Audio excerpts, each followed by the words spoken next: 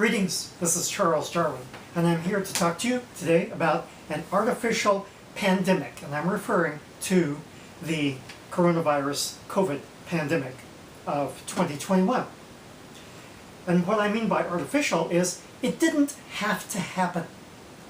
We made it happen. We human beings made it happen. Now, we have a fantasy here in Oklahoma that anytime you have a problem, just shoot at it. Now, few people in Oklahoma actually believe this, but that's part of our mystique, part of our understanding of the world.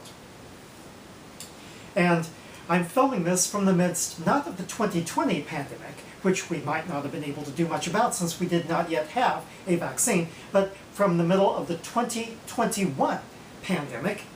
And this is when the COVID cases are spreading in the southern states of the United States of America, and they are at the same levels that they were in the 2020 pandemic. And this did not have to occur because this time around we had the vaccines available. As a matter of fact, I am filming this, not being posted, but I'm filming this on the very same day that the Pfizer vaccine reached full approval, and others are soon to come. In Oklahoma, fewer than maybe 40% of people have been fully vaccinated. And so what that means is there are 60% of people in Oklahoma who are not taking this seriously. And so it's as if they were saying, well, we can't see viruses, so we can't shoot them, so what's the problem? Well, you see, the pandemic around the world, and that includes in the United States, was starting to level off by the end of 2020 and into the early part of 2021. But here's what happened. A lot of people refused vaccination. And also a new variant, the Delta variant, arose. And let's take a look at both of these things. It is now back in full force among the unvaccinated people. Also, in some cases, however, fully vaccinated people such as me have had breakthrough cases, as they're called. Well, this is the result of evolution.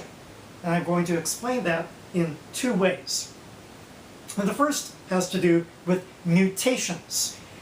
Now, mutations occur at random, and they're not all that common. But when you have a larger population of organisms, such as viruses, then a mutation is more likely to arise. It's just a matter of numbers. And so if you have people with viruses, then that means the viral population is larger if you have more unvaccinated and sick people. So let me just use some easy numbers for you.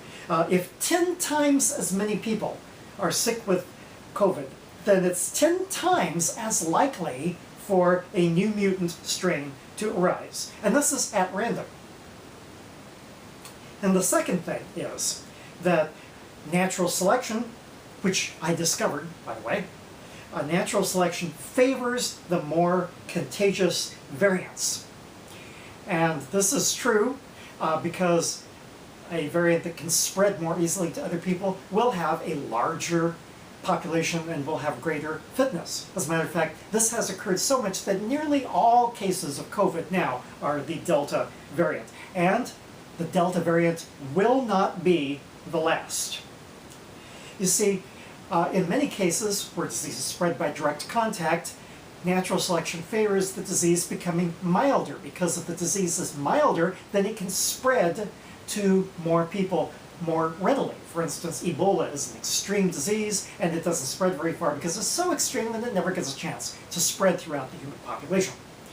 But, you see, that's when you have a large enough infectivity, then those constraints are lost, and the virus can then spread easily. That's what contagion does. And so an example of this would be the more people that there are shooting, then the more chances there are that a gunshot will hit you at random. Okay, so there are rare events that become common, and so you should get vaccinated. It is your responsibility to society, not just to you, but because you could spread the virus to other people.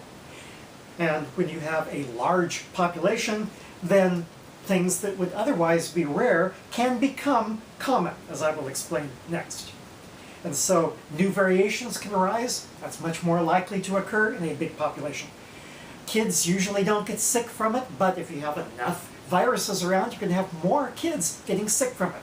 We have a children's hospital in Oklahoma that's pretty much filled up now with childhood coronavirus, and also breakthrough cases. That's rare in people like me, but when you have more people who are spreading the virus, then it's more likely for somebody like me to get sick. So that brings up the second concept, cumulative risk.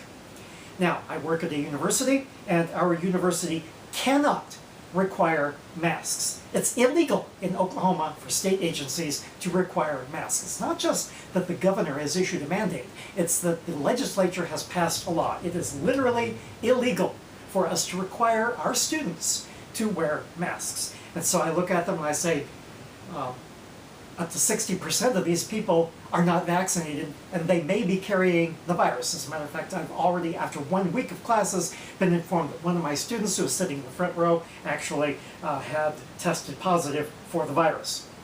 And so this is a simple matter of numbers. I teach about 50 lab meetings this semester from 3 lab sections. And that's a simple matter of numbers. If you have a 1 in 1,000 risk of getting sick at any one lab meeting, that doesn't sound like much, 1 in 1,000. Okay, that's a small risk. But cumulative risk over 50 lab meetings raises the chances to 1 in 20. So I have to take a 1 in 20 risk that I will get exposed to and get sick from the virus. Now, maybe I won't get very sick, but I don't want to become positive, carry it home to my grandkids.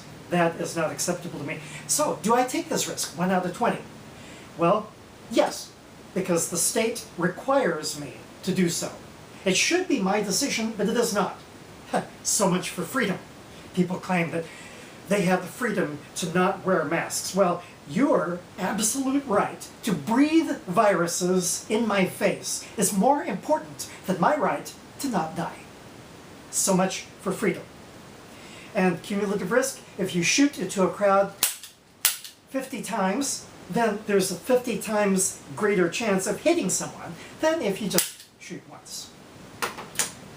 That's something to think about, and that's what evolution has to do with the coronavirus pandemic and your personal responsibility. Get vaccinated, wear masks.